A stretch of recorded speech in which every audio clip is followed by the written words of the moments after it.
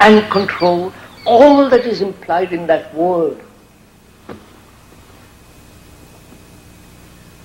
A religious life implies being a light to yourself,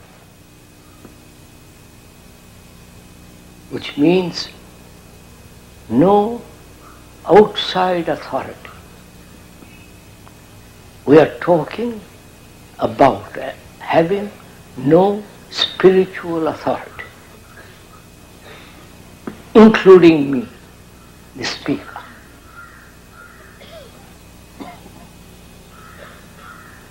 Have you any authority? Spiritual authority?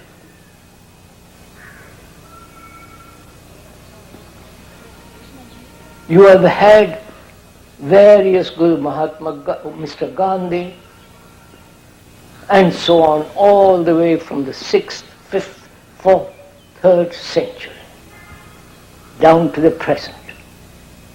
And where are you, having been led for these thousands of years?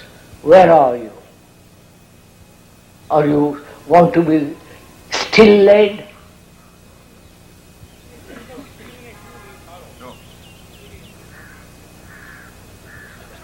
So we are asking you courteously, if you have thrown away your traditions. Traditions being nationality, your caste, your beliefs, your rituals, going to the temples, all that.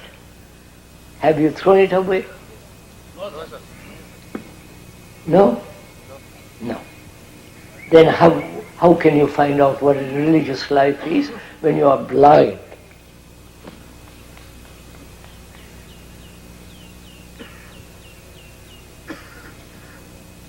So you want to find out what a religious life is, and yet won't leave your little enclosure. Right? You are tied to your tradition, and you want to inquire into something that demands a mind that is capable, a heart that can really love. Without that, freeing yourself from your tradition, your culture, your belief, how can you find out anything? You can repeat what the Gita said, or the Upanishads, or some other book. What value has it? I was told the other day, some of the gurus now give lectures or talks on Gita. Is that right? Yes. And there are hundreds and thousands go and listen to it. What value has it?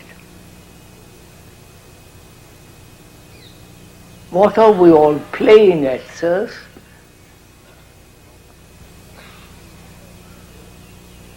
Apparently, one doesn't see one's own tragedy. Right, sir?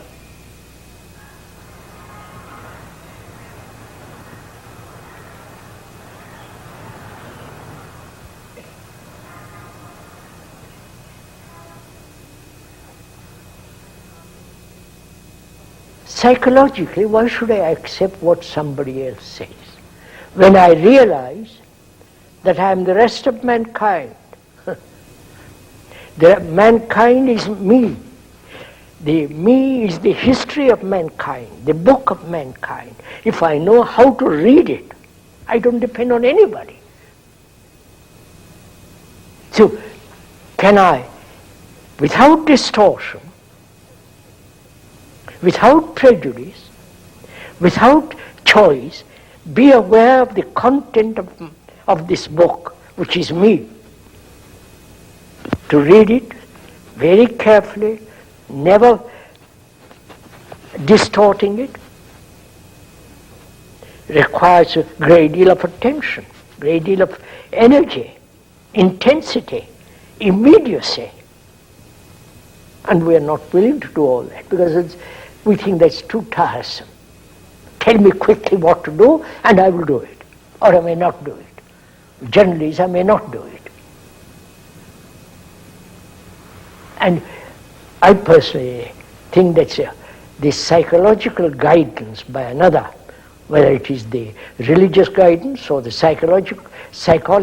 the guidance of the psychologists, is totally wrong because then you're making humanity into children who have to be guided, told, encouraged.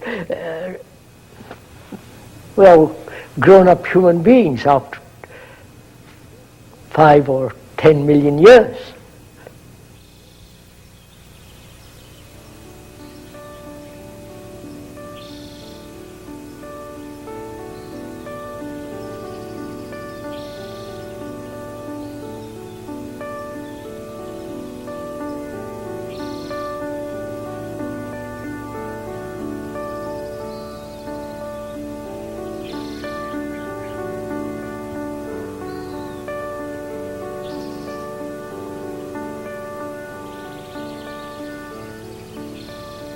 Through negation of what is not, the positive exists. That is, love is not desire. Love is not pleasure. Love is not a remembrance. It is as strong as death, as vital as life. Now, love is not jealousy. Now, can one be free of jealousy? Where there is love, there is no ambition. Where there is love, there is no authority.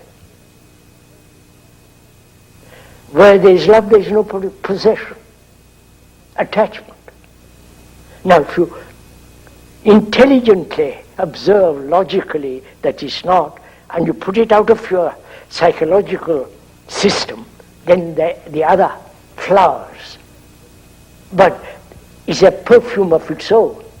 But when you begin to describe what it is not. So the verbal explanation, the verbal measurement